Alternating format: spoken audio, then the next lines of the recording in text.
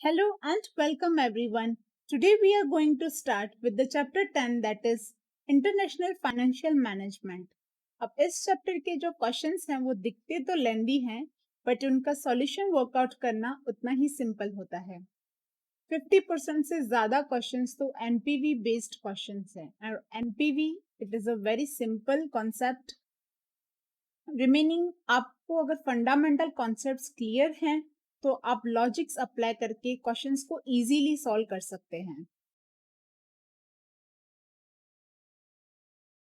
So we go on to this chapter अब NPV क्या होता है NPV is the difference of a present value of inflow and outflow present value of inflow minus present value of outflow that is the NPV अगर ये NPV positive है तो जो भी आपका प्रोजेक्ट प्रपोजल है वो आप सिलेक्ट करेंगे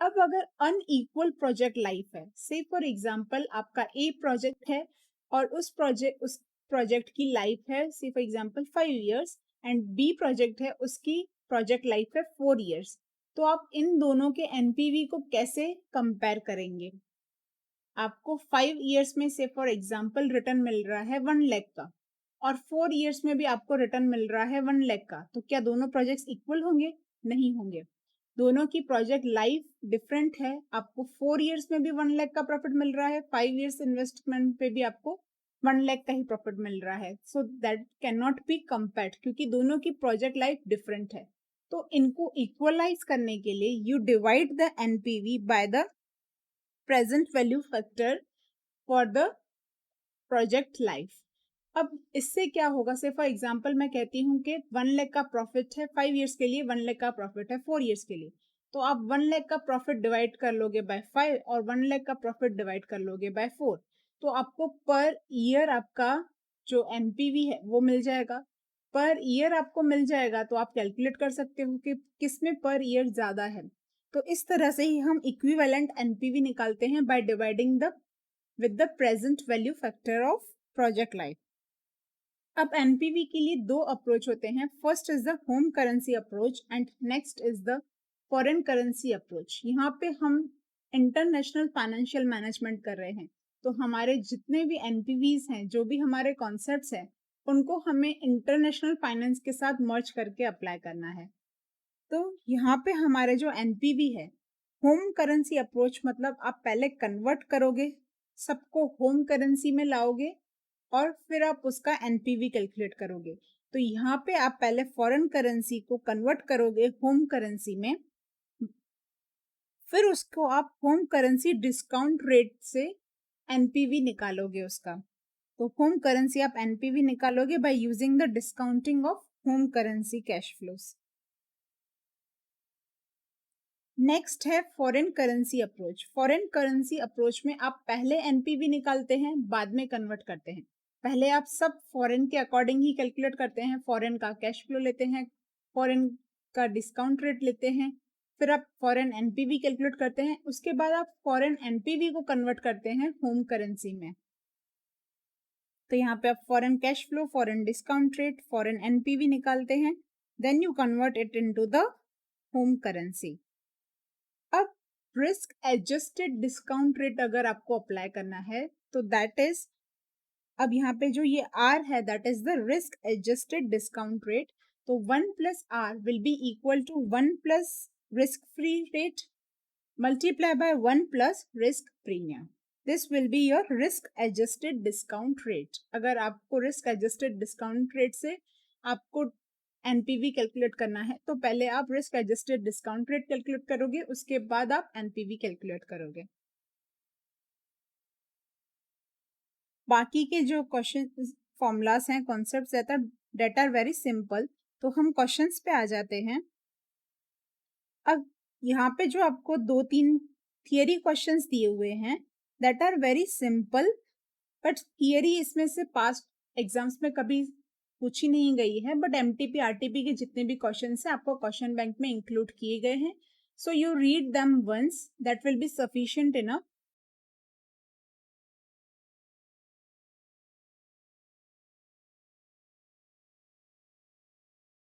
firstly the illustrations that is illustration first अब मॉड्यूल के आपके जितने भी इंपॉर्टेंट इलस्ट्रेशंस हैं उनको हमने एज एन इलस्ट्रेशन ही मेंशन किया है क्वेश्चन बैंक में. So first illustration, perfect incorporation, a US based pharmaceutical company has received an offer from Edscure Limited, a company engaged in a manufacturing of drugs, to set up a manufacturing unit in HP India in a joint venture. अब India से उसको offer है perfect incorporation को कि वो India में एक unit setup करें. As per joint venture agreement, Perfect Incorporation will receive 55% shares of revenue plus a royalty of $0.01 per bottle. अब उसका रेवेन्यू क्या होगा? अगर वो इन्वेस्टमेंट करते हैं, जॉइंट वेंचर ओपन करते हैं, तो उसका रेवेन्यू होगा जो उसको मिलेगा, दैट विल बी रेवेन्यू का 55% plus royalty. The initial investment, अब इन्वेस्टमेंट कितनी लगेगी उसके लिए? तो initial investment will B 200 crore for machinery and factory. Scrap value at the end of 5 years is 5 crore. तो यहाँ पे आपका जो पीरियड होगा that is for 5 years. Machinery is depreciable at 20% net of salvage value using SLM method. Working capital requirement कितनी है? Initially 50 crore and every year आपको requirement है 5 करोड़ की. So this is your details regarding investments और यहाँ पे आपको ये revenue मिलेगा इतना. This will be your inflow and this will be your outflow. As per Government of India directions, it is estimated that the price per bottle will be 7.5 and production will be 24 crore bottles per year. एक year में 24 crore bottles, 7.5. Price in addition to inflation of respective years shall be increased by ₹1 each year. आपको एक 1 rupees increase करना है price, plus आपको inflation भी add करना है. The production cost shall be 40% of the revenue.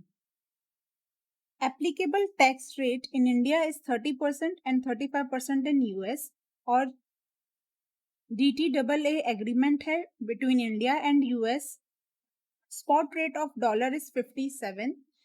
Inflation in India is 6% which will decrease by 0.5% every year. तो India का जो इन्फ्लेशन रेट है वो every year decrease होगा by 0.5%. तो फर्स्ट ईयर में 6, next year 5.5, next year 5, then similarly 0.5 decrease होता जाएगा.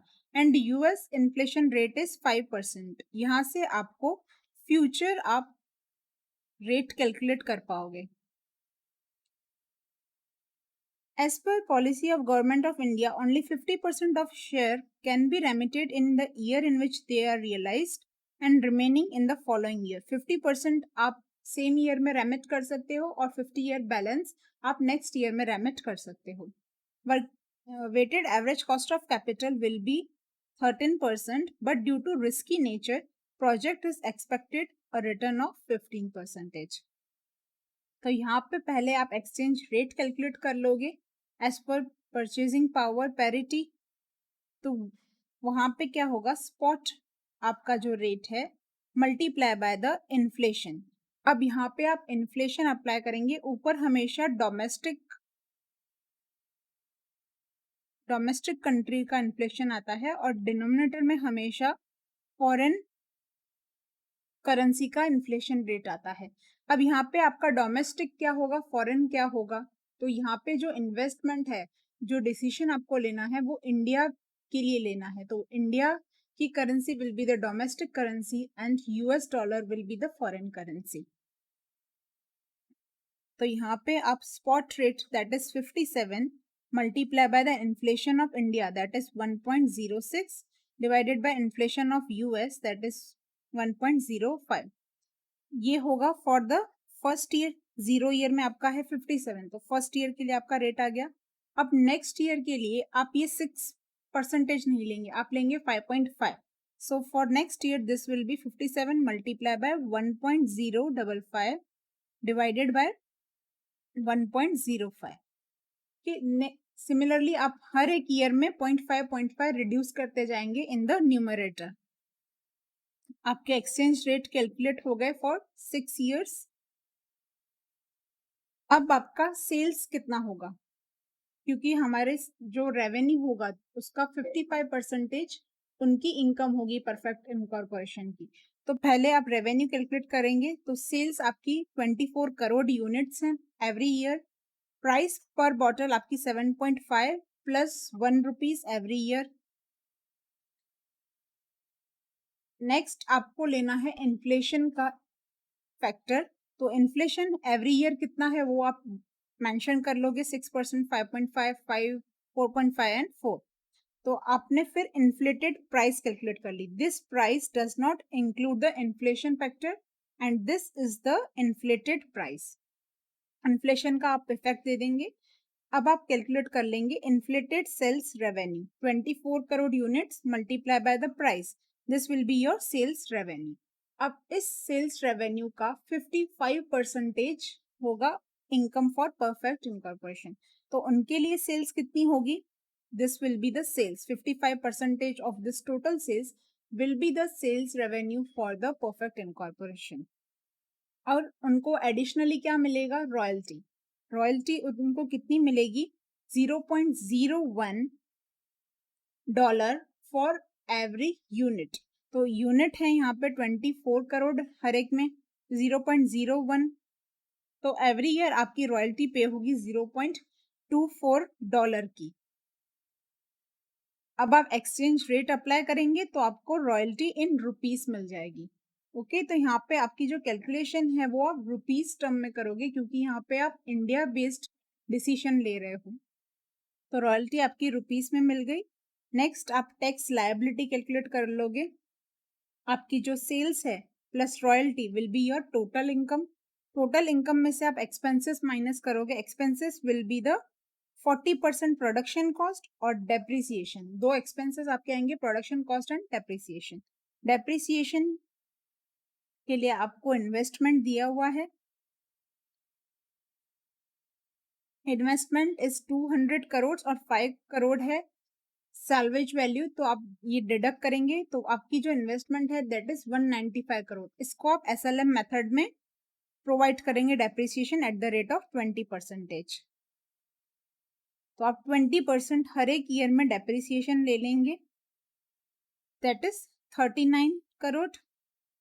तो आपका प्रॉफिट बिफोर टैक्स आ गया, उससे आपने टैक्स कैलकुलेट कर लिया, this will B tax for India and आपका नेट प्रॉफिट कैलकुलेशन आ गया।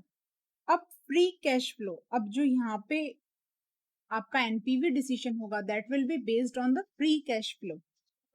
उसके लिए आपने पहले सेल्स प्लस रॉयल्टी आपका कर लिया माइनस प्रोडक्शन कॉस्ट। तो this will be your total income. उसमें से आप इनिशियल एक्सपेंसेस क्या कर रहे हैं, दैट इज 200 करोड़ मशीन में, 50 crore working capital, this is your initial investment. और हर एक ईयर में आप 5 करोड़ वर्किंग कैपिटल भी इन्वेस्ट कर रहे हैं। उसके बाद आपको स्क्रैप वैल्यू मिल रही है at the end of 5th year, that is 5 crore. And tax on profit आपको पता है, तो आपको फ्री कैश फ्लो मिल जाएगा। यहाँ पे आपको डेप्रिसिएशन का इफेक्ट नहीं लेना है, क्योंकि depreciation is not the part of a free cash flow.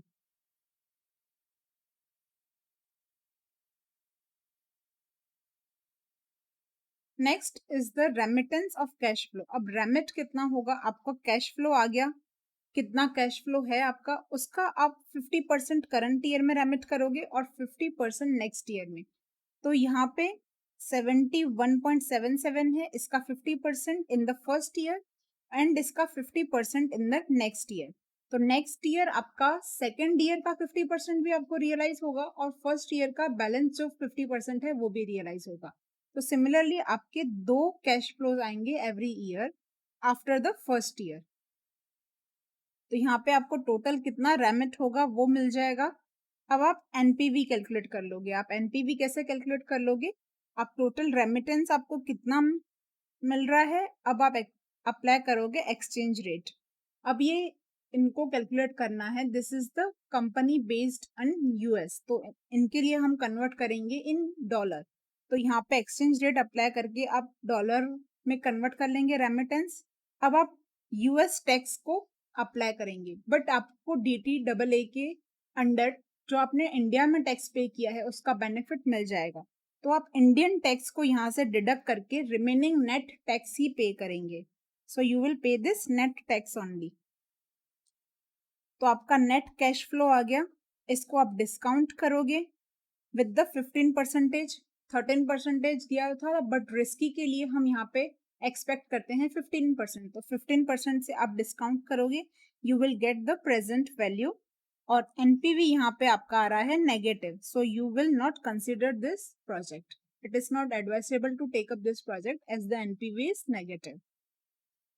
यहाँ पे आपको ध्यान रखना है फ्री कैश फ्लो कैलकुलेट करते वक्त कि आपका जो वर्किंग कैपिटल है वो भी आपका 5th ईयर में वापस मिल जाएगा।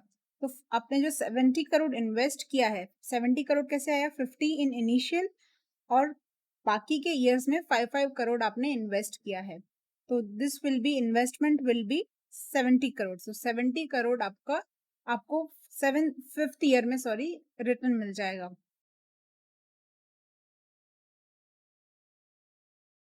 Illustration number 2. यहाँ Entertainment Limited, an Indian amusement company, is happy with the success of its water park in India. The company wants to repeat its success in Nepal, also where it is planning to establish Grand Water Park with world-class amenities. The company is also encouraged by a marketing research report on which it has just spent 20 lakh. अब ये 20 लाख जो है Indian amusement company को नेपाल में water park establish करना है, तो वो एस्टैब्लिश करे या फिर नहीं करे, ये 20 लाख तो उनके लिए इंकर हो चुके। This is the sunk cost for the project. तो प्रोजेक्ट हो या फिर नहीं हो, इस कॉस्ट का उससे कोई भी लेना देना नहीं है। ये प्रोजेक्ट कॉस्ट से रिलेटेड नहीं होगा, ये इंक्लूड नहीं होगा in the project cost. This is the sunk cost. The estimated cost of construction is 450 crores, completed in 1 year time. Half of the construction cost will be paid in the beginning and rest at the end of the year. आपको beginning में 450 करोड़ का half, that is 225 crore पे करना है, और year and पे आपको 225 करोड़ पे करना है। Working capital requirement is 65 crores from the year end 1. 65 crore requirement है वर्किंग कैपिटल की। The after tax realizable value of fixed assets after 4 years, 4 years के बाद आपको फिक्स्ड एसेट्स की रियलाइजेबल वैल्यू है 250 करोड़। तो बैलेंस जो आपका है that is 200 crore. The under foreign capital encouragement policy, Nepal company is allowed to claim 20% depreciation per year on reducing balance basis, subject to maximum capital limit of Nepali rupee 200 crore. अब आपका 450 crore cost था, उसमें से 250 करोड़ आपका रियलाइजेबल है, तो नेट 200 करोड़ पे आप WDV 20% से डेप्रिसिएशन क्लेम करेंगे। This is regarding depreciation. Water park will have a maximum capacity 20,000 visitors per day. On an average, it is expected to achieve 70% capacity for first operational 4 years.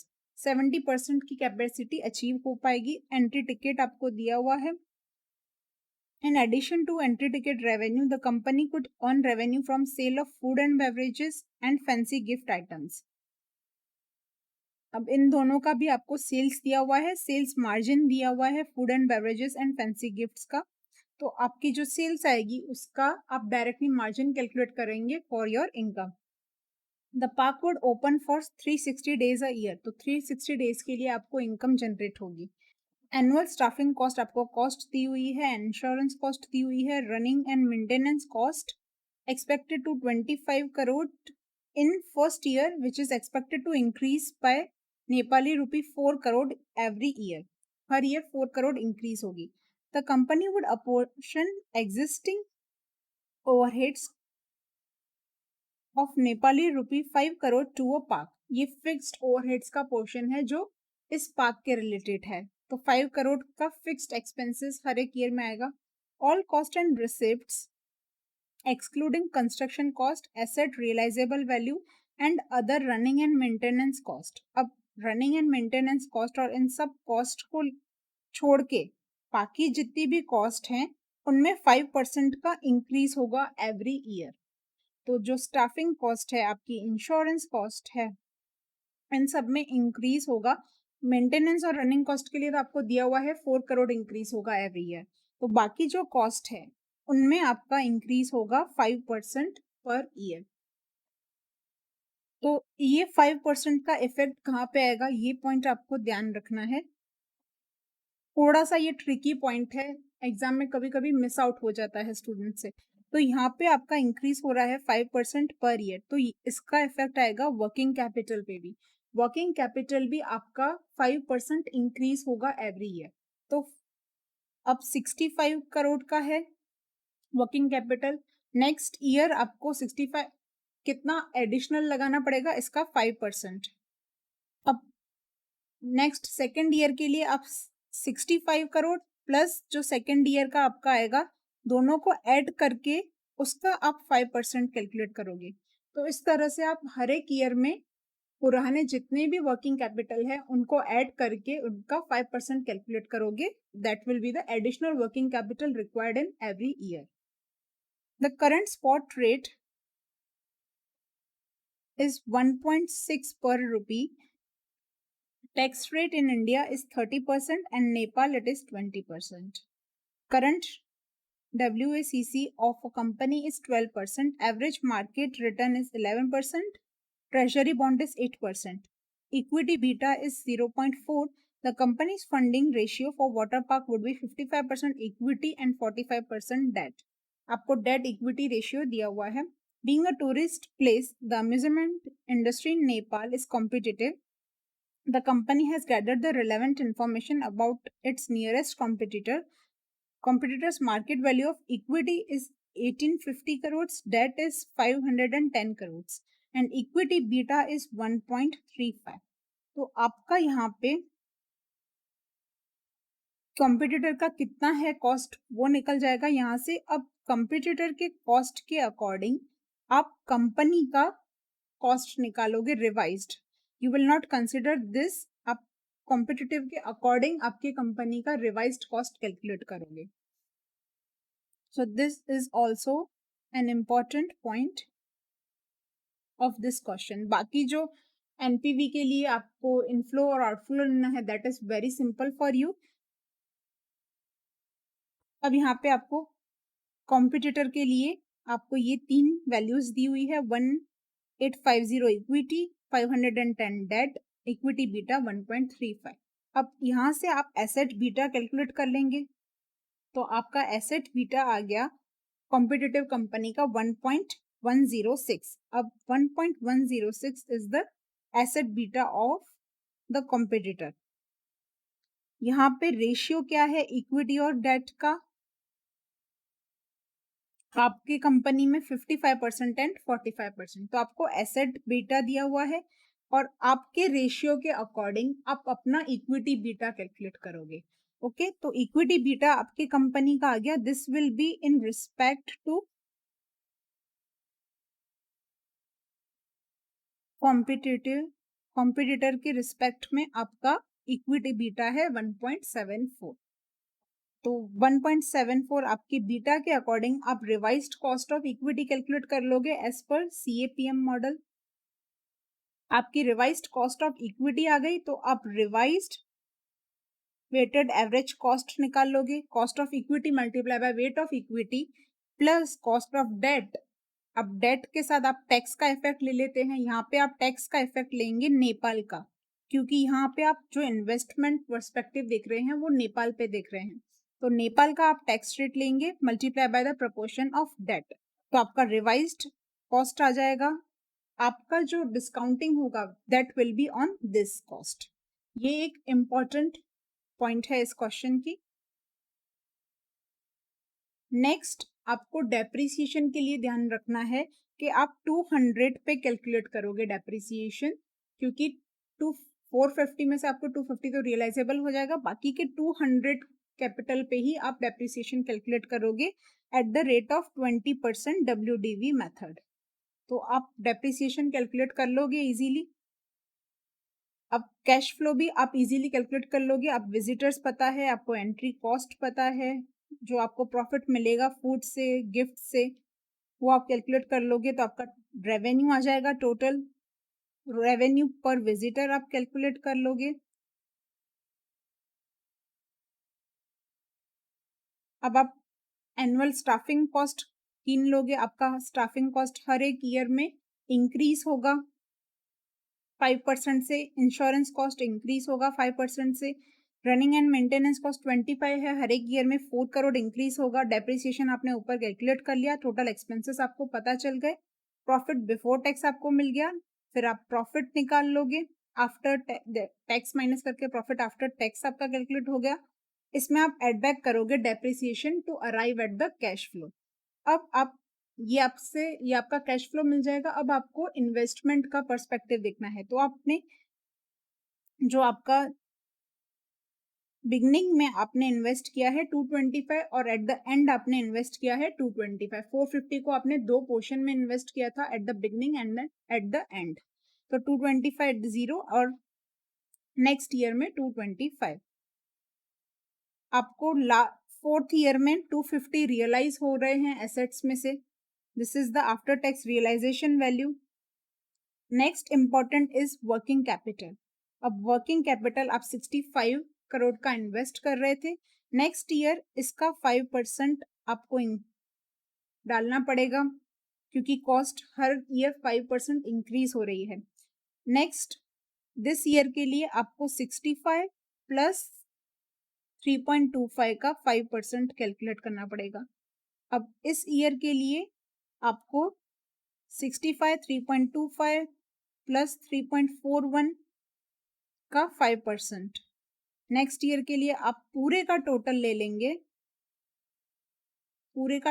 लेंगे उसका 5%। अब sorry, next year जो last year है उसमें तो आपने जितना भी वर्किंग कैपिटल इन्वेस्ट किया था वो आपको रियलाइज हो जाएगा, so this will not be included.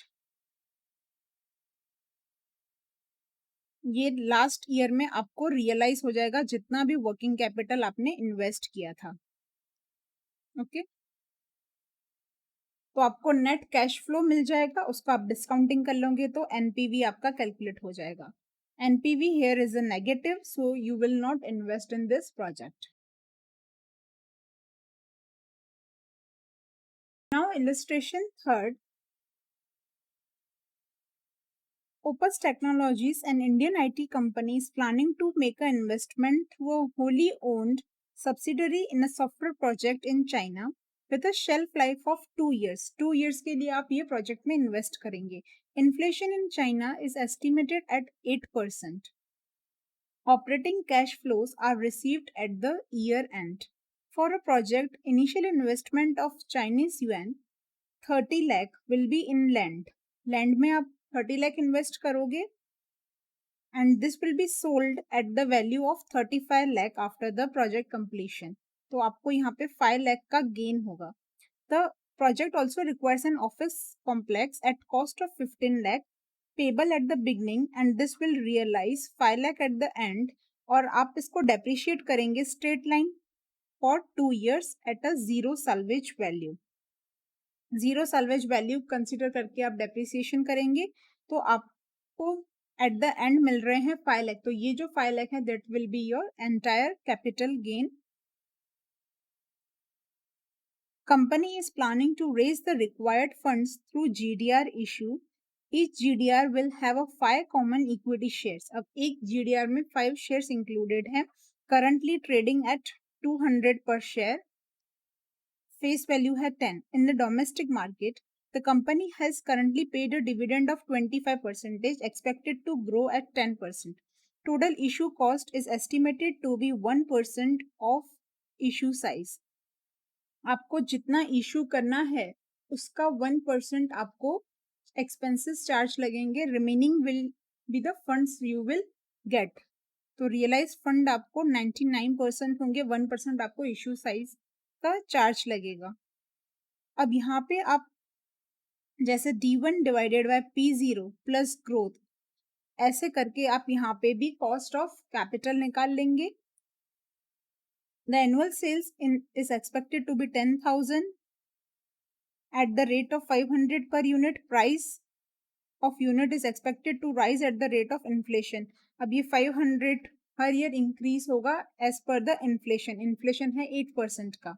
Variable operating cost are 40% of sales. Fixed operating cost is 22 lakh per year, expected to rise at the rate of inflation. 22 lakh भी 8% हर year increase होगा. Tax rate applicable in China for income and capital gain is 25%. And as per Government of India, no further tax will be payable in India. The current spot rate is 9.1 Canadian yuan is equal to rupees 9.5. The nominal interest rate in India is 12 and in China is 10% respectively. You have to calculate the expected future cash flow in China and determine the NPV in Chinese yuan. Determine whether Opus technology should go for the project or not, assuming that neither there is restriction on transfer of funds from China to India nor any charges tax payable on transfer of funds. कोई charges और कोई restrictions नहीं है, तो India में वो आप project ले सकते हैं या नहीं. तो आप पहले चाइनीज यूएन में कैलकुलेट करेंगे एनपीवी, उसको आप बाद में कन्वर्ट करेंगे इन इंडियन रुपीस. तो सबसे पहले आप कैलकुलेट करेंगे कॉस्ट ऑफ कैपिटल. तो करंट डिविडेंड आपको दिया हुआ है, but you have to take the D1 for calculation. तो आप D1 10% ग्रो होगा. तो D1 आपने देख लिया. अब नेट प्रोसीड्स कितने होंगे? 200 पर शेयर आपका है वैल्यू. अब उसका 1% आपको इशू कॉस्ट अप्लाई होगा. This will be your issue cost. तो नेट आपको मिलेंगे कितने? 198.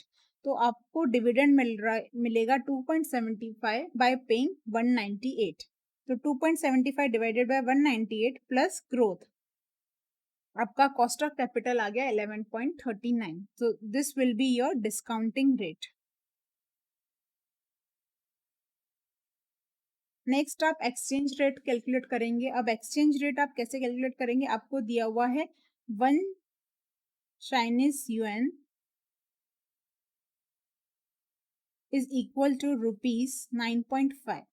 अब बहुत सारे स्टूडेंट्स को कंफ्यूजन होता है कि होम करेंसी क्या और फॉरेन करेंसी क्या. तो सिंपली आपको ये जो रेट निकालना है, तो उसमें आप देखिए ये रेट आपको कौन सा दिया हुआ है? Rupees by Chinese yuan. Rupees per Chinese yuan आपको दिया हुआ है. तो आप ऊपर रुपीज का ही रेट लेंगे और नीचे आप चाइनीज युएन का ही इंटरेस्ट रेट लेंगे.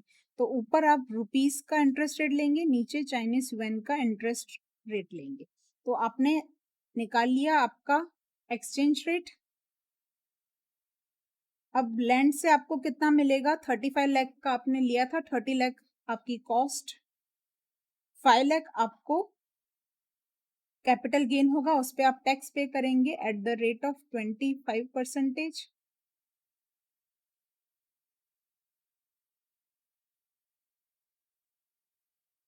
5 लाख आपको मिलेगा ऑफिस कॉम्प्लेक्स.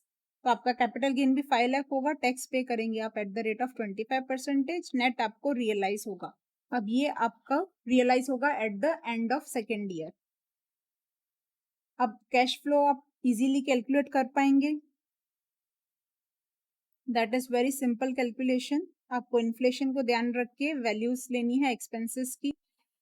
नेक्स्ट आप एनपीवी कैलकुलेट कर लेंगे. 45 लाख आप फर्स्ट ईयर में 0 ईयर में इन्वेस्ट कर रहे हैं और लास्ट ईयर में आपको ऑफिस और लैंड से रियलाइजेशन हो रहा है.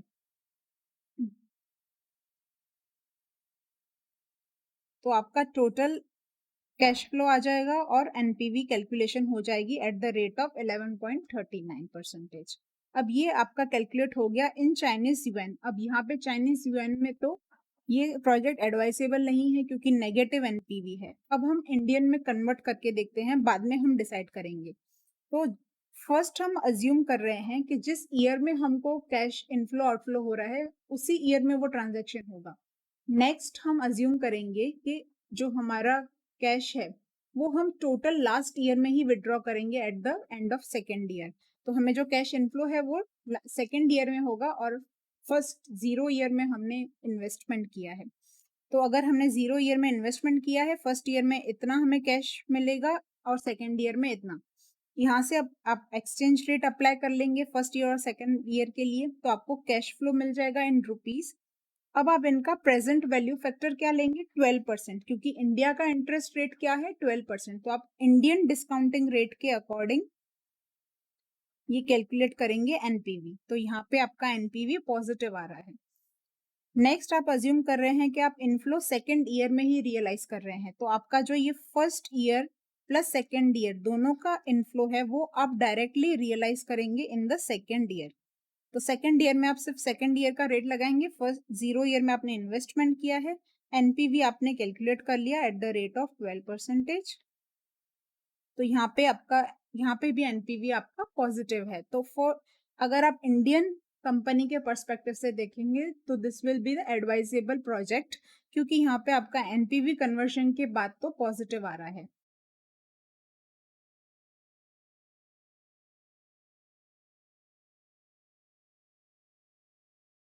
Illustration number 4. X Limited is interested in expanding its operation in US for its required fund of $10 million net of issue expenses and flotation cost. ये आपको चाहिए आफ्टर फ्लोटेशन कॉस्ट, आपको चाहिए $10 million। आपका फ्लोटेशन कॉस्ट है 2%। तो this 10 million will be the 98%। तो आप 100% निकाल लोगे कि आपको टोटल अमाउंट कितनी चाहिए।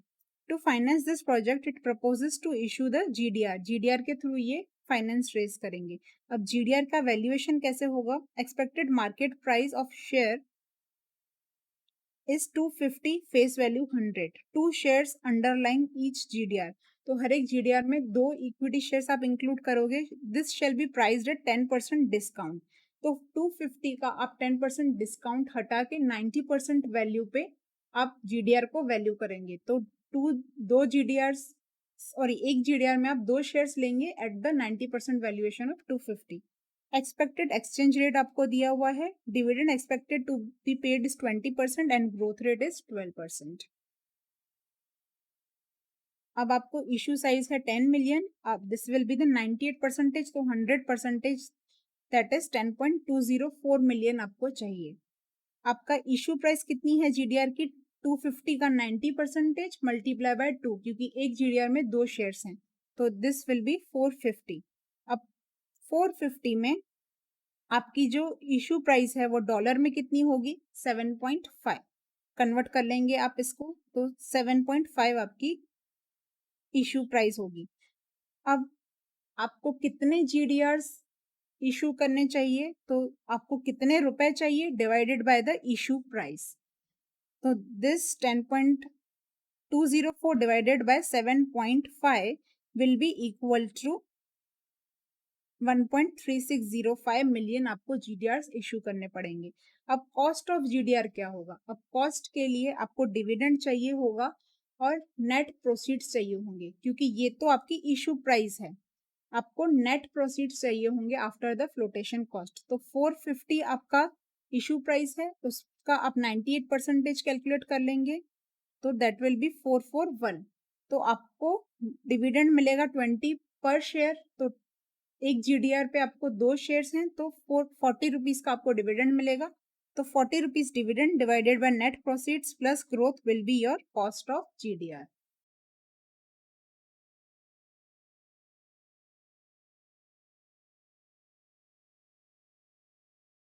Question number 1, ABC limited is considering a project in US.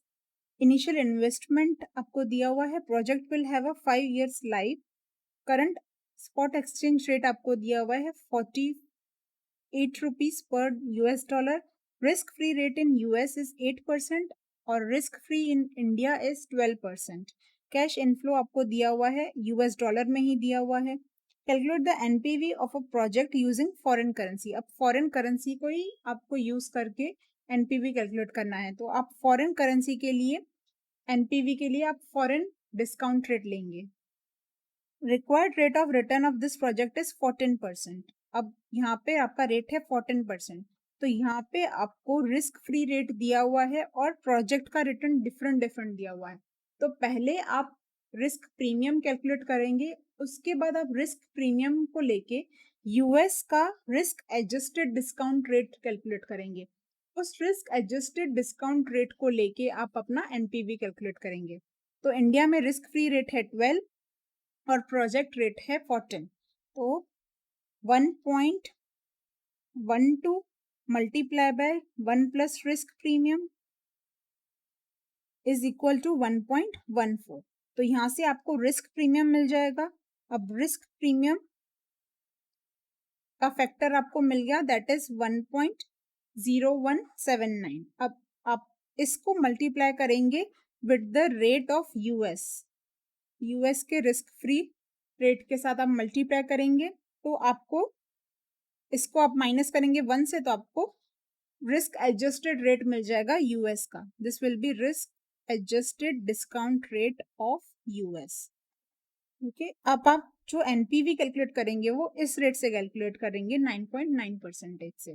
This is very simple.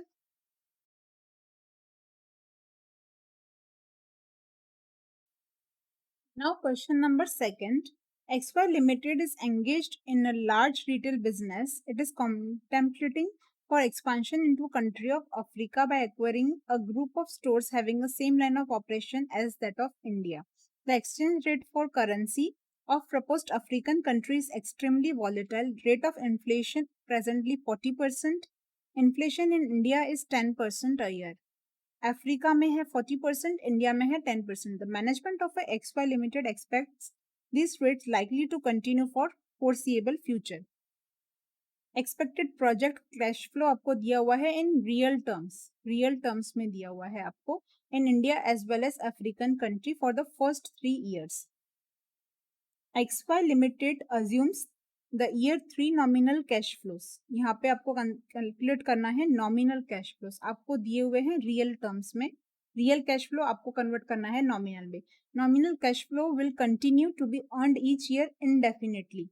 अब थर्ड ईयर से वो इनडेफिनेटली कंटिन्यू करेंगे। It evaluates all investment using nominal cash flow. आप जो इन्वेस्टमेंट्स को वैल्यू करोगे वो भी नॉमिनल कैश फ्लो पे वैल्यू करोगे at a nominal discounting rate. The present exchange rate is African rand 6 to rupees 1. You are required to calculate the NPV. African rand cash flows are converted into rupees and discounted at a risk adjusted rate. अब आप NPV calculate करने के लिए African inflows को convert करोगे in rupees. All cash flows for this project will be discounted at the rate of 20% to reflect its high risk. अब risk adjusted rate आपको लेना है, तो हाई रिस्क के लिए रेट है आपका 20%, तो आप डिस्काउंटिंग करोगे 20% पे। तो आप एनपीवी के लिए पहले इन्फ्लेशन फैक्टर आपने ले लिया। इन्फ्लेशन फैक्टर इंडिया का कितना है और अफ्रीका का कितना है? इंडिया का है 10%, अफ्रीका का है 40%। तो इन्फ्लेशन फैक्टर आपने 1.1, इसका 10%, 1.21, 10%, 10% आप इंक्रीज करते जाएंगे। और अफ्रीका के लिए आप 40% का इंक्रीज लेंगे। तो आपका इन्फ्लेशन फैक्टर आ गया। अब आप एक्सचेंज रेट निकाल लोगे। एक्सचेंज रेट आप निकाल लोगे। एक्सचेंज रेट के लिए आप पहले स्पॉट देखो, स्पॉट कितना दिया हुआ है। अफ्रीकन रैंड टू रुपीस आपको दिया हुआ है 6 अफ्रीकन रैंड टू रुपीस। तो आप जो इन्फ्लेशन फैक्टर लोगे वो भी इसके अकॉर्डिंग ही लोगे। आप ऊपर लोगे 1 अफ्रीकन का, नीचे लोगे इंडिया का। तो इस तरह से आपने एक्सचेंज रेट कैलकुलेट कर लिया। अब आपको रियल कैश फ्लोज दिए हुए हैं। रियल कैश फ्लोज को आप नॉमिनल में कन्वर्ट करोगे। तो नॉमिनल कैसे कन्वर्ट करोगे? Real multiply by 1 plus inflation. अब इंडिया के कैश फ्लोज के लिए आप इंडिया का इन्फ्लेशन रेट लगाओगे और अफ्रीका के लिए आप अफ्रीका का इन्फ्लेशन रेट अप्लाई करोगे। इस तरह से आप रियल को नॉमिनल में कन्वर्ट कर लोगे। अब नॉमिनल जो अफ्रीका के कैश फ्लोस हैं उनको आप इंडियन रुपीस में कन्वर्ट करोगे by applying the exchange rate. अब आपने उसको कन्वर्ट कर लिया, दोनों को आप ऐड करके प्रेजेंट वैल्यू फैक्टर 20% पे डिस्काउंटिंग करके आप प्रेजेंट वैल्यू निकाल लोगे। अब ये है फॉर 3 years। अब ये जो एनपीवी निकलेगा आपका that is for 3 years। But जो थर्ड ईयर का आपका कैश फ्लो है टोटल, वो आपका कंटिन्यू होगा फॉर एवर। तो this will be divided by 0.2 multiply by the present value factor, ये है terminal value, multiply by the present value factor of the third year का present value factor will give you the terminal value. अब आपकी जो 3 year की value NPV है plus terminal value, आप इन दोनों को ऐड करोगे तो आपकी टोटल एनपीवी ऑफ प्रोजेक्ट मिल जाएगी।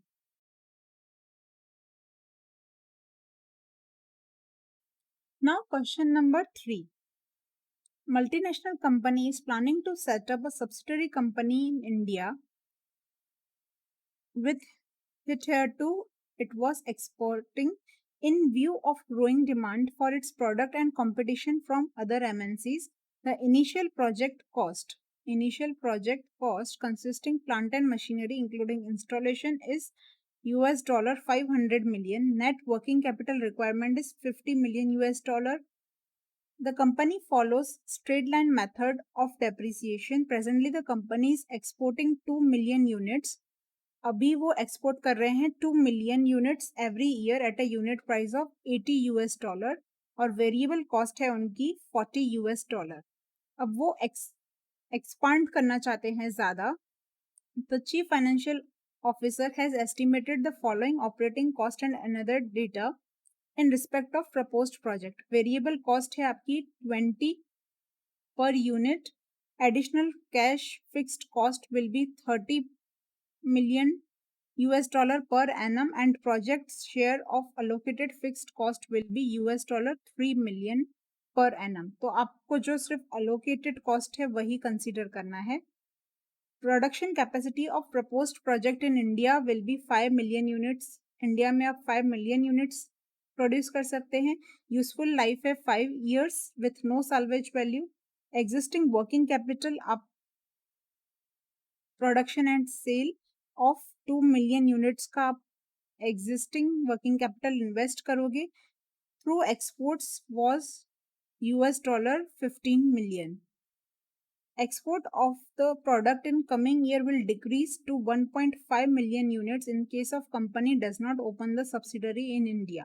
अगर वो सब्सिडरी ओपन नहीं करते हैं तो उनकी जो एक्सपोर्टिंग है वो 1.5 मिलियन यूनिट्स हो जाएंगी। अभी वो 2 मिलियन सेल कर रहे हैं और अगर उन्होंने यूनिट नहीं खोला तो उनकी डिक्रीज हो जाएगी 1.5 मिलियन यूनिट्स। तो 0.5 मिलियन यूनिट्स का उनको अगर लॉस होगा अगर वो न्यू यूनिट ओपन नहीं करते हैं तो। In the view of presence that they are in process of setting up the subsidiary in India, applicable corporate income tax rate is 35%, required rate is 12%. Assuming that there will be no variation in exchange rate of two currency and all the profits will be repatriated, as there will be no withholding tax NPV of a project in India. Present value factor आपको दिया हुआ है 12% पे। अब यहाँ पे आपको initially आप कुछ एक्सपोर्ट कर रहे हैं, सिर्फ जो इंक्रीज होगा वही आप कंसिडर करेंगे in the calculation of NPV, increasing outflow और इंक्रीजिंग इनफ्लो। तो यहाँ पे आपका जो कॉस्ट है that will B install 500 million और 50 million working capital.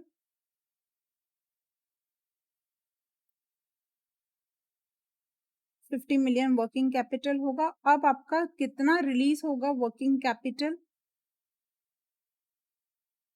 The existing working capital investment for production and sale of 2 million through export was 15 million. तो 15 million का आपका existing working capital था। तो आप रिमेनिंग जो बैलेंस है वही सिर्फ एडिशनल है इस प्रोजेक्ट के लिए। तो 50 माइनस आप 15 करेंगे क्योंकि ये एग्जिस्टिंग ऑलरेडी आप इंकर कर रहे थे। तो रिमेनिंग एडिशनल ही आप कंसीडर करोगे, consider only additional.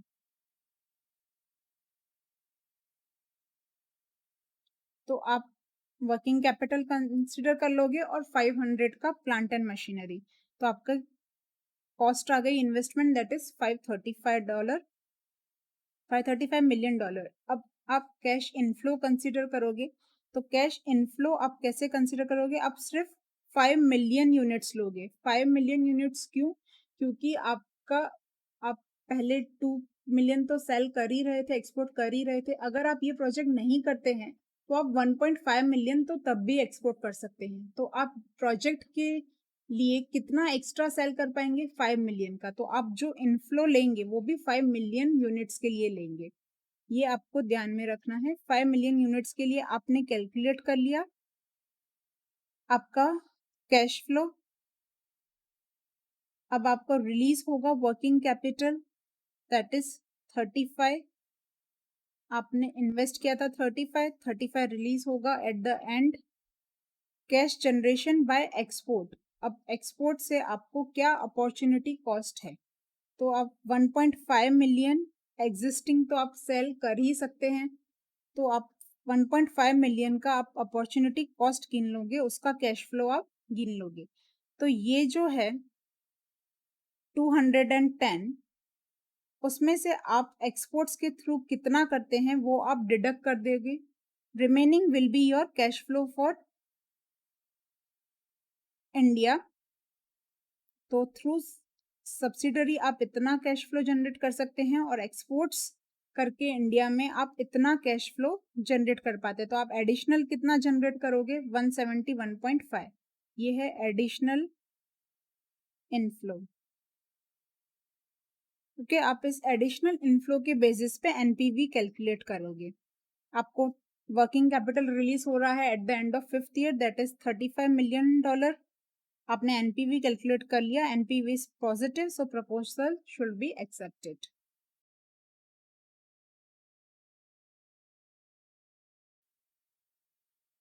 Now question number 4, XYZ Limited, a company based in India, manufactures very high quality modern furnitures and sell to a small number of retail outlets in India and Nepal. दोनों में के वहाँ पे आप cell करते हैं, India and Nepal. It is facing tough competition. Recent studies on marketability of products have clearly indicated that the customer is now more interested in variety and the choice rather than exclusivity and exceptional quality. Since the cost of quality wood in India is very high, the company is reviewing the proposal for import of woods in bulk from Nepalese supplier. आप नेपाल से import करेंगे wood को, क्योंकि India का जो wood है that is costly due to high quality, और customers जो हैं वो कॉस्ट सेंट्रिक है, वो कॉस्ट को कंसिडर कर रहे हैं, क्वालिटी को नहीं। The estimate of Indian rupees and Nepalese currency cash flow in nominal terms में आपको कैश फ्लो दिया हुआ है नेपाल में से कितना और इंडियन रुपीज में इंडिया में कितना। The following information is relevant. XYZ Limited evaluates all the investment by using a discount rate of 9% per annum.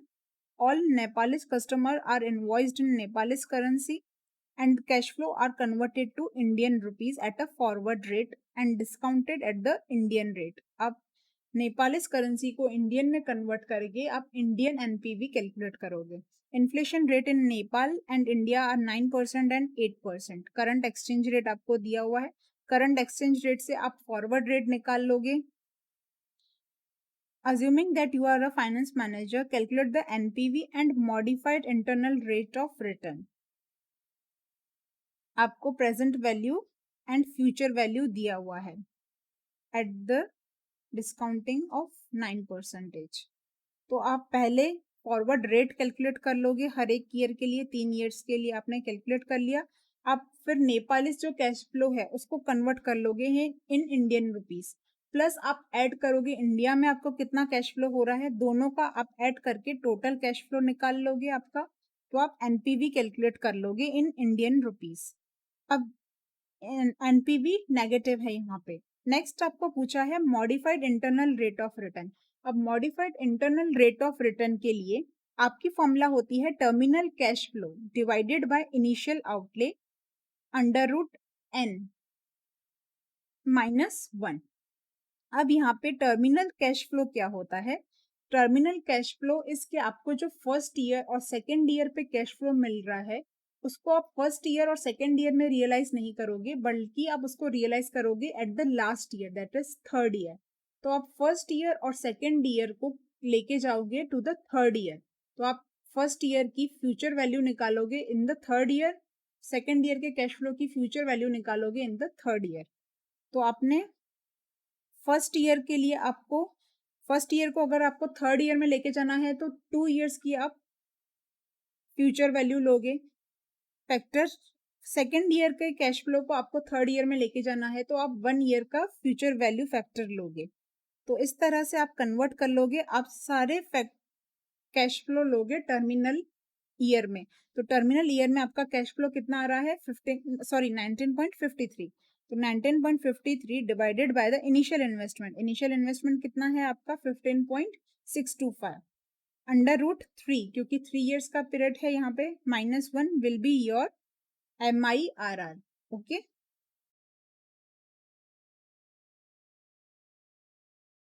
Question number 5। The management of multinational company TL Limited is engaged in a construction of infrastructure project. A proposal to construct a toll road in Nepal is under consideration of a management. Following information is available. Initial investment in purchase of equipment will be 250 lakh US dollar. Economic life है 10 years. Depreciation will be charged on SLM method. 10 years के लिए आप depreciation charge करोगे। EBITDA, that is profit before depreciation and tax, is 33 lakh per annum US dollar for a period of 20 years। 20 years के लिए आपको ये profit realise होगा, but आप डेप्रिसिएशन कितने ईयर्स के लेंगे 10 ईयर्स के लिए। तो यहाँ पे आपको ये ध्यान रखना है कि आपकी जो इनफ्लो है वो हो रहा है 20 ईयर्स के लिए और डेप्रिसिएशन सिर्फ 10 ईयर्स के लिए आएगा। To encourage investment, Nepalese government is offering a 15-year term loan of US dollar 150 lakh at an interest rate of 6% per annum. The interest is to be paid annually. The loan will be repaid at the end of 15 year in one tranche। आपको 15 year तक कोई भी payment नहीं करना है, 15 year पे आप 150 लाख पूरे वापस कर देंगे। The required rate of return for the project under all equity financing is 12% per annum। अगर आप यहाँ पे डेट नहीं लेते हैं, इक्विटी फाइनेंस करते हैं, तो आपका कॉस्ट आएगा 12% per annum। Post cost of debt is 5.6% per annum। Tax rate is 30% और cash flow will be in US dollar। You are required to advise the management on viability of a proposal using the adjusted net present value। अब adjusted net present value मतलब आप generally net present value जैसे निकालते हैं वैसे निकालेंगे। अब उसका फाइनेंसिंग का क्या इम्पैक्ट आ रहा है एनपीवी पे वो आप कंसीडर करोगे, उसको हम कहते हैं एडजस्टेड एनपीवी। अगर आपने फाइनेंस लिया है डेट तो उसका क्या इम्पैक्ट आएगा एनपीवी पे वो आप कंसीडर करोगे। तो पहले आप इक्विटी के थ्रू फाइनेंस करते हो, ऐसे एनपीवी कैलकुलेट कर लोगे। तो यहाँ पे आप डिस्काउंट करोगे 12% से। आपका इनिशियल इन्वेस्टमेंट है 250 लाख का, 33 लाख आपको 20 इयर्स के लिए रियलाइज होगा। तो आप टैक्स माइनस करोगे यहाँ से और डेप्रिसिएशन आप 10 इयर्स के लिए माइनस करोगे, प्लस आप ऐड करोगे टैक्स सेविंग ऑन डेप्रिसिएशन। तो आपका यहाँ पे एनपीवी आएगा। आपको ध्यान रखना है प्रेजेंट वैल्यू फैक्टर आप यहाँ पे 20 इयर्स का लोगे और डेप्रिसिएशन के लिए सिर्फ 10 इयर्स का लोगे। ये आपको ध्यान रखना है ताकि मिस्टेक ना हो जाए। यहाँ पे प्रेजेंट वैल्यू आपने कैलकुलेट कर ली, एनपीवी आपका यहाँ पे नेगेटिव आ रहा है।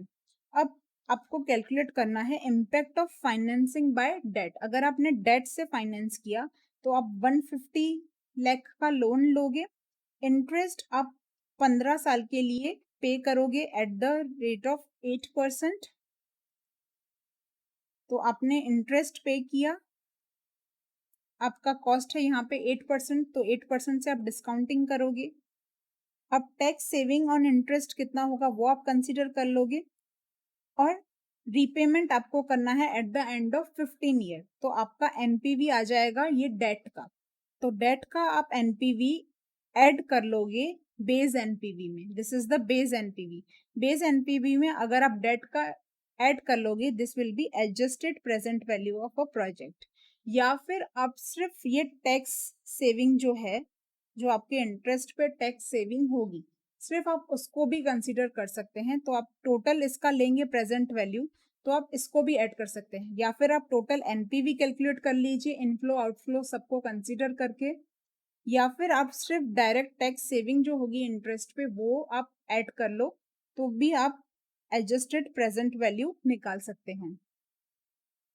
तो base NPV plus present value of tax shield on interest, दोनों वे से आप एडजस्टेड एनपीवी निकाल सकते हैं।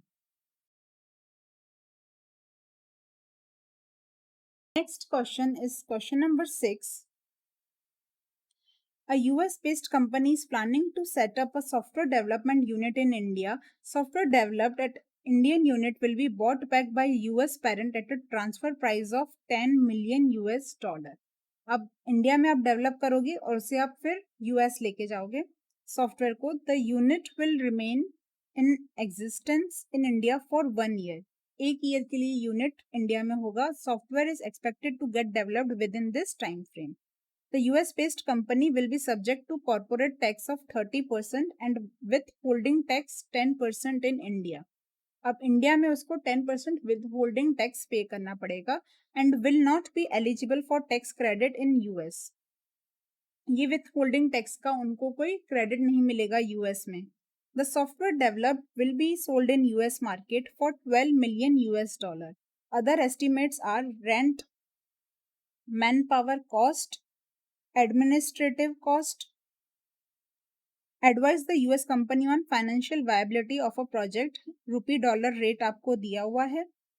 तो पहले आप रेवेन्यू कैलकुलेट कर लोगे। तो रेवेन्यू आपको 10 मिलियन पे सेल करोगे आप यहाँ से सॉफ्टवेयर को।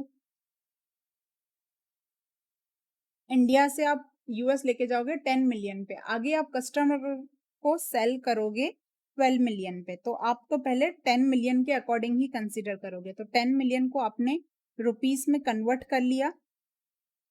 नेक्स्ट आपको सारी जो कॉस्ट है एक्सपेंसेस वो रुपीस में दी हुई है। तो आपने रेवेन्यू को पहले रुपीस में कन्वर्ट कर लिया, फिर आपने कॉस्ट कंसीडर्स कर ली, तो आपका अर्निंग बिफोर टैक्स आ गया। अब इस अर्निंग पे आपने टैक्स कैलकुलेट कर लिया और अर्निंग आफ्टर टैक्स कैलकुलेट कर ली। अब इस अर्निंग आफ्टर टैक्स पे आप विथहोल्डिंग टैक्स पे करोगे। 3 आप कंसिडरेशन कर सकते हो। विथहोल्डिंग टैक्स इंडिया में ही मतलब इंडियन कंपनी बियर करेगी। तो विथहोल्डिंग टैक्स 2 केस में अर्निंग्स आफ्टर टैक्स भी आप अप्लाई कर सकते हैं और अर्निंग जो बिफोर टैक्स है उस पे आप पहले विथहोल्डिंग टैक्स अप्लाई कर लें। बाकी जो रिमेनिंग आपकी अर्निंग्स है उस पे आप टैक्स पे करेंगे। तो दोनों वेरिएशंस हो सकते हैं। और थर्ड वेरिएशन हो सकता है कि विथहोल्डिंग टैक्स जो है वो इंडियन बेयर नहीं करेंगे। तो वो आप विथहोल्डिंग टैक्स को एक्सक्लूड करके भी ये कैलकुलेशन कर सकते हैं। तीनों अल्टरनेटिव्स अवेलेबल हैं आपके आईसीए मॉड्यूल में भी। तो विथ होल्डिंग टैक्स आपने अर्निंग आफ्टर टैक्स के बाद कंसीडर किया। तो अर्निंग आफ्टर टैक्स का 10% will be your with holding tax. तो आपकी जो बाकी जो है अमाउंट वो आप रिपेट्रिएट कर पाओगे। तो this will be in rupees. आप कन्वर्ट कर लोगे इन डॉलर। तो आप कितना रिपेट्रिएट कर पाओगे वो आपको मिल जाएगा। Next here it is withholding tax के बगैर आप क्या करोगे। तो विथहोल्डिंग टैक्स आप कंसीडर ही नहीं करोगे। डायरेक्ट आपको जितना अर्निंग आफ्टर टैक्स हो रहा है वो आप टोटली रिपेट्रिएट कर लोगे। थर्ड ऑप्शन इज कि आप जो अर्निंग्स बिफोर टैक्स है उस पे विथहोल्डिंग टैक्स लगाओ एट अर्निंग बिफोर टैक्स। अब उसके बाद आप जो अर्निंग्स आती है उस पर टैक्स लगा के जितनी अमाउंट आपकी मिलती है नेट वो आप रिपेट्रिएट कर लोगे इन द यूएस।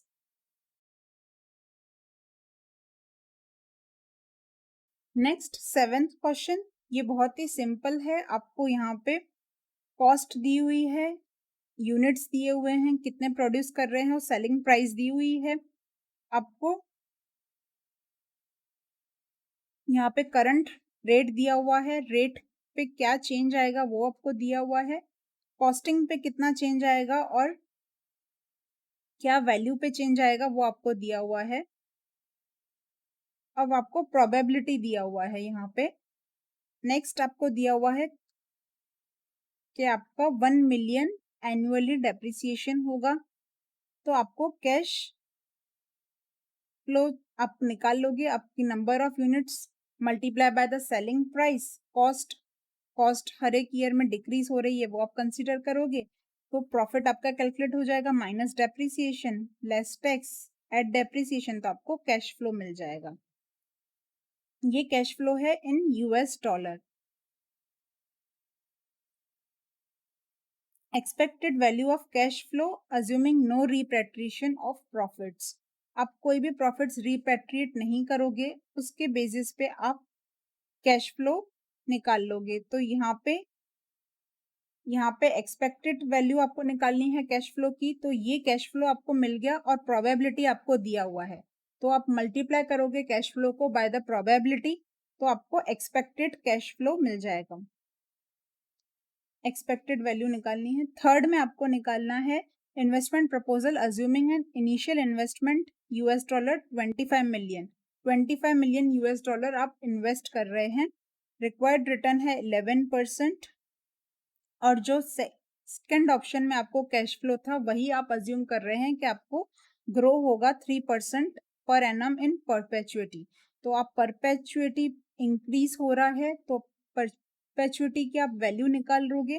तो जो कैश फ्लो है multiply by 1+G divided by KE-G, तो ये आपकी टर्मिनल वैल्यू निकल जाएगी। ये आपकी वैल्यू आ गई इनफ्लो की, minus cost will be your NPV।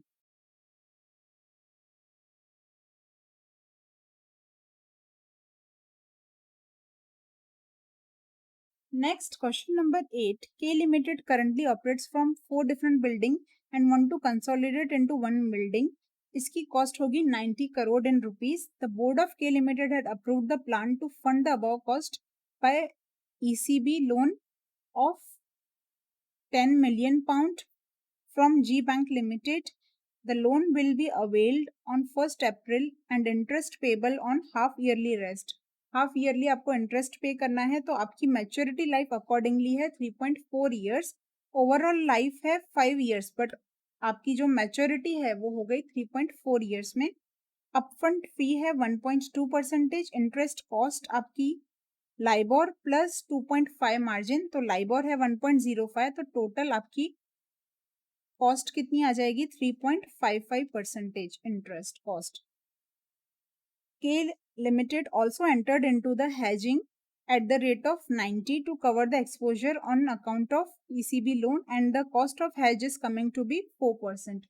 4% आपकी hedging cost है और आप hedge कर रहे हो at the rate of 90।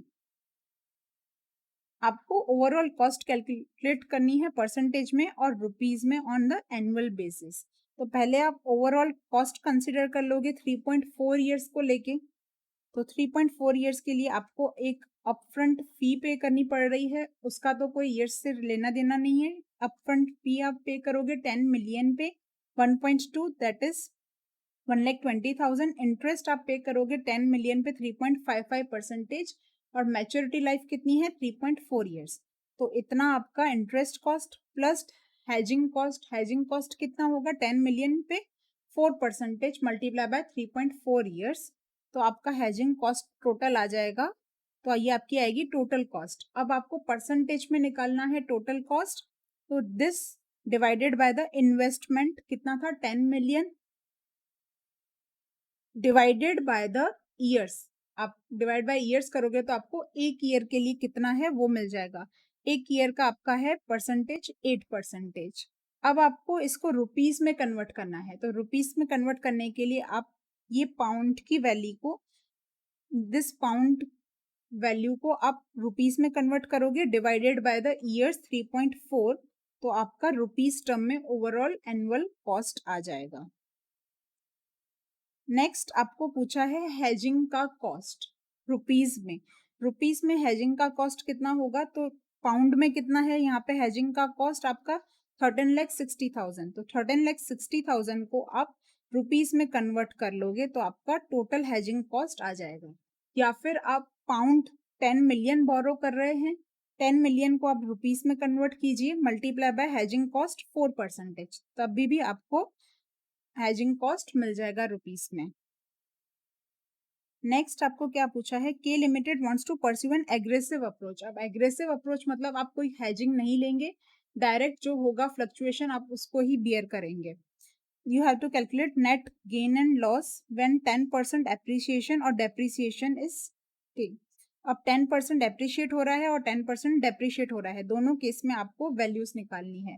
अब रुपीज अगर डेप्रिशिएट होगा 10%, तो आपकी जो 90 रुपीज की वैल्यू होगी उस पे 9 रुपीज का आपको लॉस होगा, डेप्रिशिएट होगा तो टोटल लॉस 10 मिलियन पे 90 मिलियन का होगा। प्लस आपकी सेविंग होगी, आप कोई हेजिंग नहीं ले रहे हैं, तो जो हेज कॉस्ट आप पहले पे कर रहे थे दैट इज 36 मिलियन, वो आपकी सेविंग हो जाएगी। तो आप 36 मिलियन यहाँ से लेस कर लोगे इस लॉस में से, तो आपका नेट लॉस कितना आएगा 54 मिलियन का। अब अगर वैल्यू एप्रिशिएट होती है तो आपको 9 रुपीज का गेन होगा, तो टोटल 90 मिलियन का गेन होगा। प्लस आपने हेजिंग नहीं लिया है तो उतनी कॉस्ट आपकी सेव हुई, दैट इज 36 मिलियन, तो नेट आपका प्रॉफिट आएगा 126 मिलियन का। लॉस है अगर, तो हेजिंग आपने नहीं ली है तो आपकी कॉस्ट लॉस कम हो जाएगा। अगर प्रॉफिट है तो प्रॉफिट आपका बढ़ जाएगा। लॉस कम हो या फिर प्रॉफिट बढ़े, that is same thing.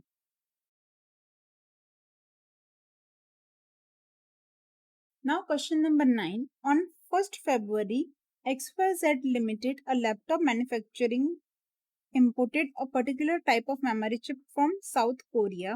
The payment is due in 1 month from the date of invoice. 1st February को आपने इनवॉइसिंग दिया है और 1st मार्च को आपको पेमेंट करना पड़ेगा।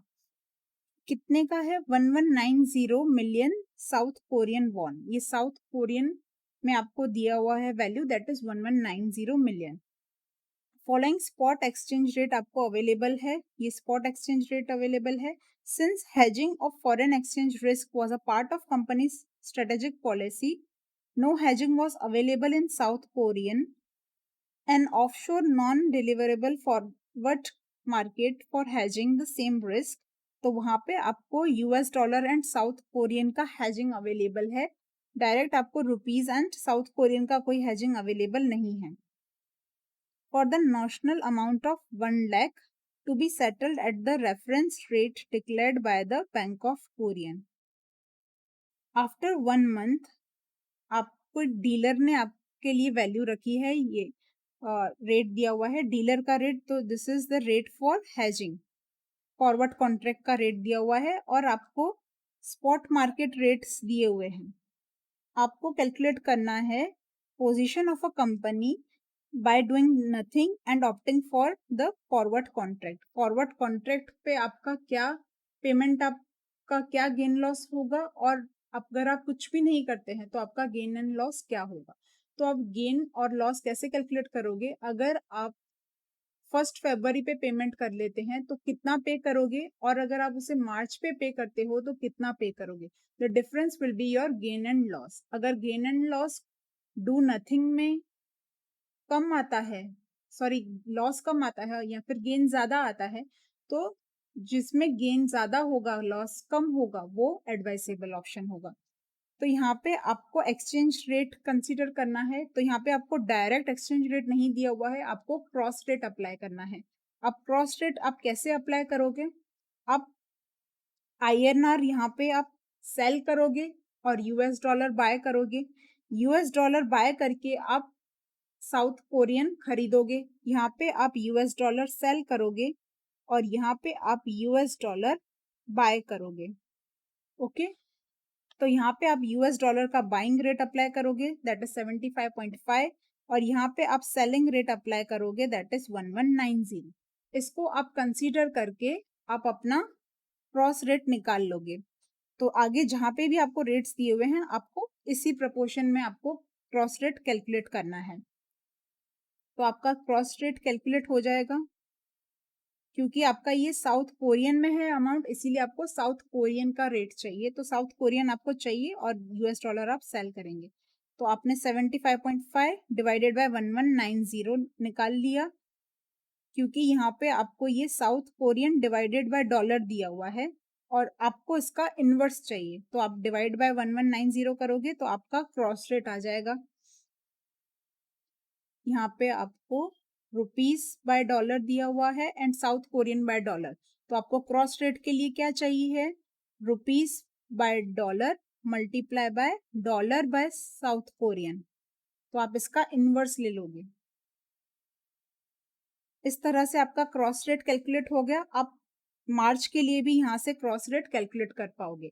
और फॉरवर्ड्स के लिए आपका रेट क्या होगा, तो फॉरवर्ड्स के लिए आपको ये रेट दिया हुआ है, तो यहाँ पे आप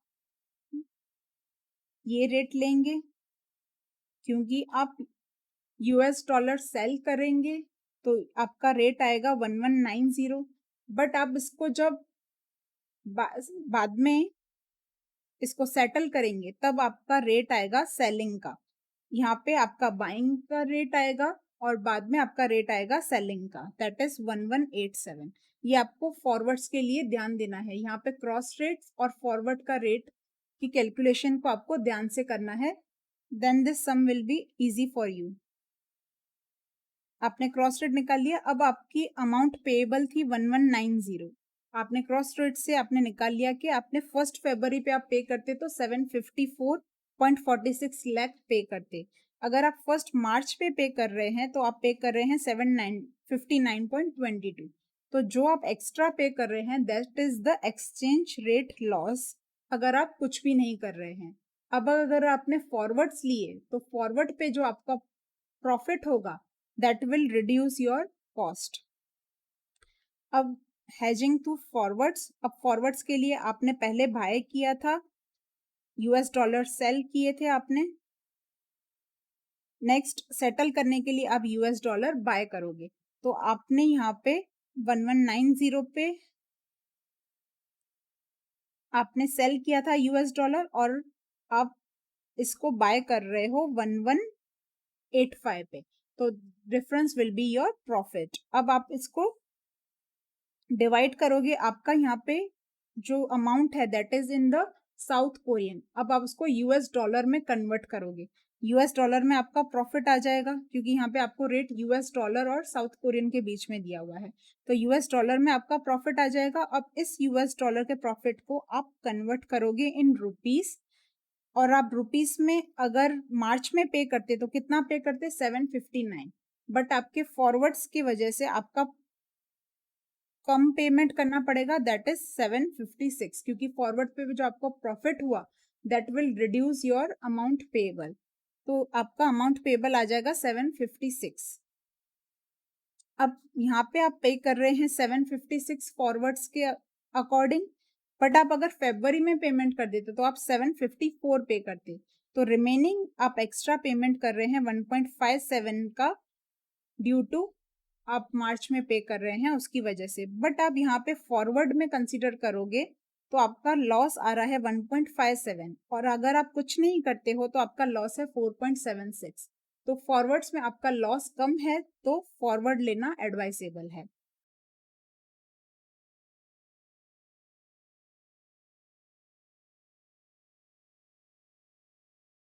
नाउ क्वेश्चन नंबर 10, यहाँ पे ICL an Indian MNC is executing a plan in Sri Lanka, it has raised $400 billion, sorry 400 billion in rupees, half of the amount will be required after 6 months time। आपको 6 months में 200 billion चाहिए। ICL is looking an opportunity to invest this amount on 1st April 2020 for the period of 6 months। 6 months में आपको इसकी half amount चाहिए, तो वो invest करने का सोच रहे हैं for 6 months। It is considering 2 underlying proposal, आप जापान में या फिर यूएस में इन्वेस्ट करो। डिविडेंड आपका है, इनकम दिया हुआ है, आपको डिस्काउंट दिया हुआ है on initial investment, interest and exchange rate आपको दिए हुए हैं on 1st April and 30 September। You as an investment manager is required to suggest the best course of option. अब अगर आप जापान में इन्वेस्ट करते हो तब आपको कितने मिलेंगे, और अगर आप यूएस में इन्वेस्ट करते हो तो कितने मिलेंगे, दोनों को आप कंपेयर करोगे।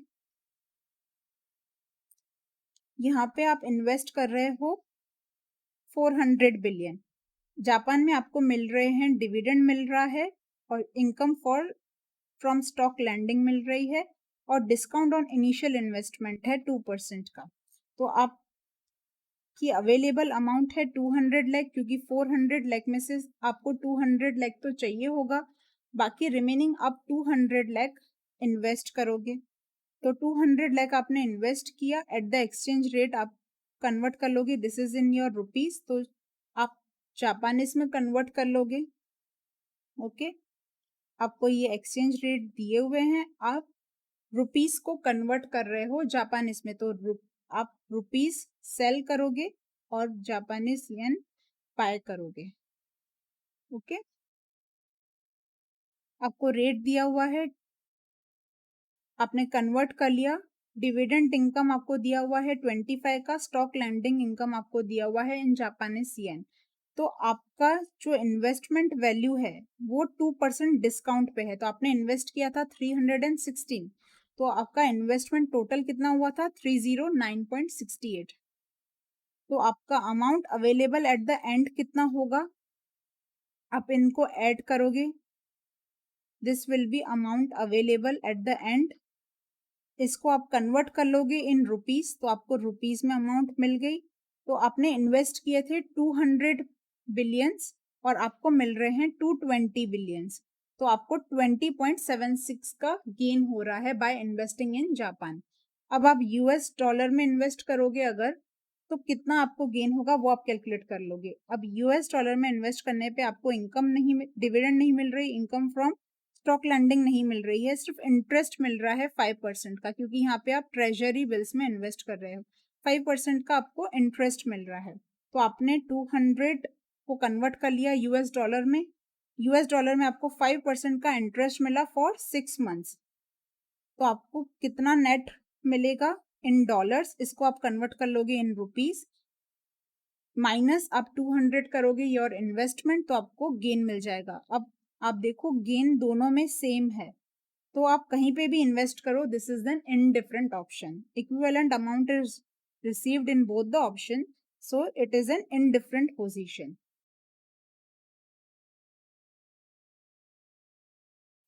Question number 11. The Treasury Desk of a global bank incorporated in UK invest £200 million on 1st January 2019 for the period of 6 months. The equity trading desk in Japan wants to invest the entire £200 million in high dividend yielding Japanese securities and earn a dividend of Japanese yen 1182 million. Dividend was declared and paid on 29th June. Post dividend, the securities are expected to quote at a 2% discount. The desk also plans to earn 10 million Japanese yen on a stock borrow lending activity because of this investment. The securities are to be sold on June 29 with a T+1 settlement and the amount remitted back to the treasury in London. ये similar to ऊपर जहाँ पे हमने calculate किया इस question में, जैसे यहाँ पे जैसे जापानीज येन में आपने कैलकुलेट किया वैसे ही यहाँ पे आपका कैलकुलेशन होगा। आप पहले पाउंड को कन्वर्ट कर लोगे जापानीज में, आपको डिविडेंड मिल रहा है, स्टॉक लैंडिंग इनकम मिल रही है और इन्वेस्टमेंट की जो वैल्यू है वो आपकी 2% गिर जा रही है, तो आपको इन्वेस्टमेंट वैल्यू रियलाइज होगी 98%। तो आपका टोटल रियलाइजेशन कितना होगा, इस टोटल रियलाइजेशन को आप फॉरवर्ड रेट से कन्वर्ट कर लोगे तो आपकी अमाउंट आ जाएगी इन पाउंड्स, और आपने इन्वेस्ट किया था 200 मिलियन पाउंड, तो आपको गेन होगा 1.336 का। This is similar to above question. Next है द फिक्स्ड इनकम डेक्स US propose the investment in G Sec at the return of 5%। अब ये 6 मंथ्स के लिए 5% पे आप इन्वेस्ट कर रहे हो। सिमिलर टू अबव क्वेश्चन, आप पहले कन्वर्ट कर लोगे यूएस डॉलर में, 6 मंथ्स का आपको 5% पे इंटरेस्ट मिलेगा, आपको जो अमाउंट मिलेगी टोटल उसको आप फॉरवर्ड रेट से कन्वर्ट कर लोगे। आपने इन्वेस्ट किया था 200, आपको मिल रहा है 200 एंड 1.33, तो आपका 1.33 मिलियन का गेन आएगा। अब यहाँ पे थोड़ा सा ही डिफरेंस है इन द यूएस डॉलर आप एंड जापानीज। जापानीज येन में आपको ज्यादा मिल रहे हैं, तो आप जापान में इन्वेस्ट करोगे, that is preferred option. Investment in Japanese yen is preferred over the US dollar as there is a marginal gain, वहां पे मार्जिनल गेन ज्यादा है इसीलिए। Now the next 12th question is the categories of risk. This is the, यहाँ पे आपको कोई figures नहीं दी हुई है, ये आपको सिर्फ एक थियोरेटिकल केस स्टडी क्वेश्चन है based on the major risk. तो आपको रिस्क कौन कौन सी होगी यहाँ पे, तो करेंसी रिस्क होगी फॉरेन ट्रांजैक्शन में, कमोडिटी रिस्क होगी, इंटरेस्ट रेट की रिस्क होगी, काउंटर पार्टी रिस्क होगी कि सामने वाले थर्ड पार्टी का रिस्क आ जाएगा, लिक्विडिटी रिस्क हो सकती है, पॉलिटिकल रिस्क हो सकती है क्योंकि 2 कंट्रीज इन्वॉल्व हैं, सेटलमेंट रिस्क हो सकती है। तो this all risk will be involved in this transaction.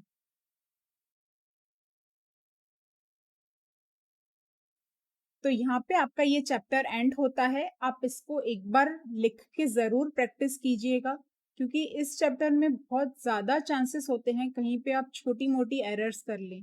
तो अगर आप इसको लिख के प्रैक्टिस करते हैं तब आपको पता चल जाएगा कि आपकी किस टाइप की एरर्स हो रही हैं, ताकि आप एग्ज़ाम में उन एरर्स से बच सकें और आप इस क्वेश्चंस में फुल मार्क्स गेन कर सकें। क्वेश्चंस ज़्यादा डिफ़िकल्ट नहीं हैं बट कैलकुलेशन एरर्स ज़्यादा होती हैं इसमें, इसीलिए आप सेल्फ प्रैक्टिस ज़रूर कीजिएगा।